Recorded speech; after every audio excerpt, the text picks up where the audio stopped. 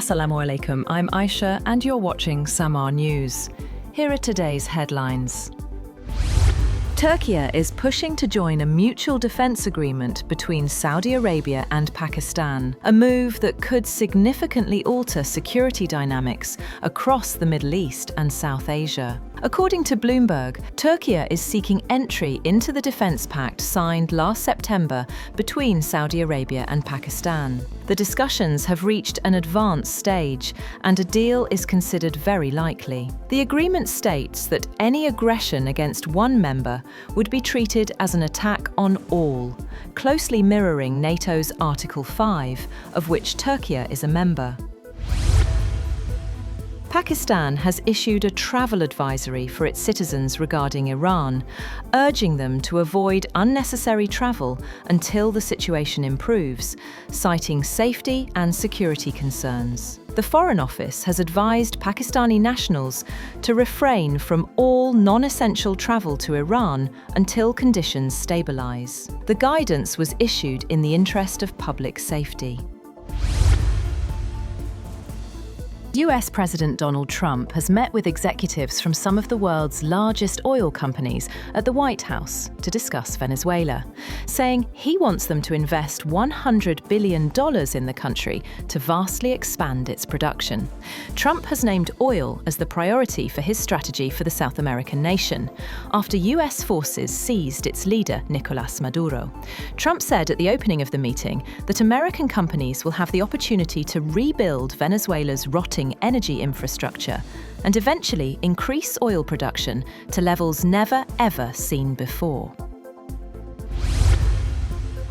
Meanwhile, Trump has said that the United States needs to own Greenland to prevent Russia or China from gaining influence there, intensifying a controversial push over the strategically vital Arctic territory.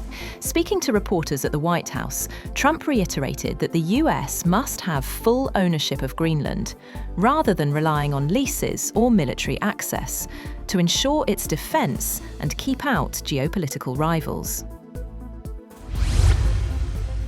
The United States has seized the oil tanker Olena in the Caribbean, the fifth vessel targeted in recent weeks as Washington steps up efforts to curb Venezuelan oil exports. According to US officials, the ship, previously sailing from Venezuela and now flying a false Timor-Leste flag, was intercepted near Trinidad as part of a prolonged operation against sanctioned tankers. The move highlights escalating US pressure on Venezuela's oil sector following President Nicolás Maduro's capture. On the other hand, US President Trump has issued a new warning to Iran's leaders, as videos showed anti-government protests raging across the country, and authorities blacked out the internet to curb growing unrest. Trump said he hoped the protesters in Iran were going to be safe, because that's a very dangerous place right now. He warned Iran not to start shooting, saying, "We'll start shooting too."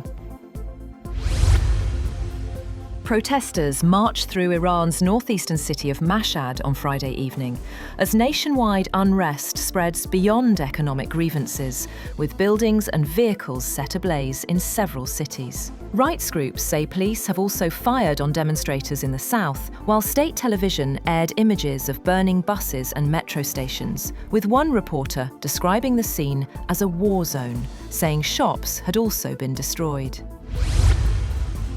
Israeli Prime Minister Benjamin Netanyahu has said that he hopes to taper off Israeli dependence on American military aid in the next decade. Netanyahu has said Israel should not be reliant on foreign military aid. He said he told US President Donald Trump that Israel very deeply appreciates the military aid that America has given us over the years. But here too, we've come of age, and we've developed incredible capacities.